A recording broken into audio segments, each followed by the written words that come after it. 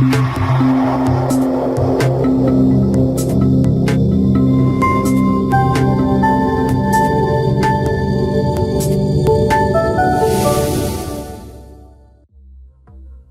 of us may already know the term spoofing, as it is commonly used in the real world to describe an alternate variation of something.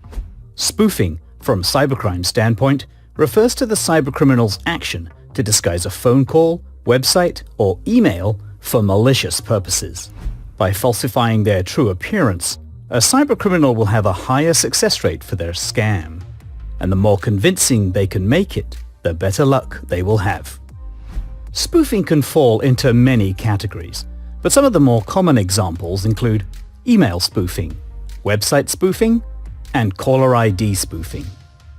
Let's look at some of these examples and how we can protect ourselves. Perhaps the most common example of spoofing is with emails.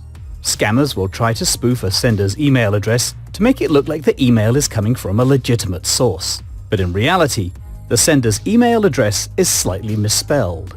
Scammers are hoping you overlook the slight discrepancy and take their bait. This fake sender could be posing as a well-known company, a co-worker, or even a friend or family member.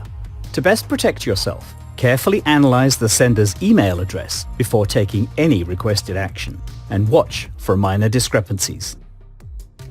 Website spoofing is the process of designing a website to look exactly like a trusted page, with the intent to get you to provide login credentials or some personal information. Setting up one of these fake pages can take a bit more time, but with the right amount of detail can be nearly identical to the one they are mirroring.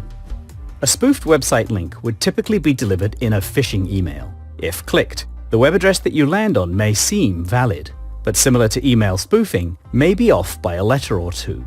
Be watchful for any discrepancies in the URL or on the page itself, like misspellings, or if they're requesting too much information. Trust your instincts if something seems odd.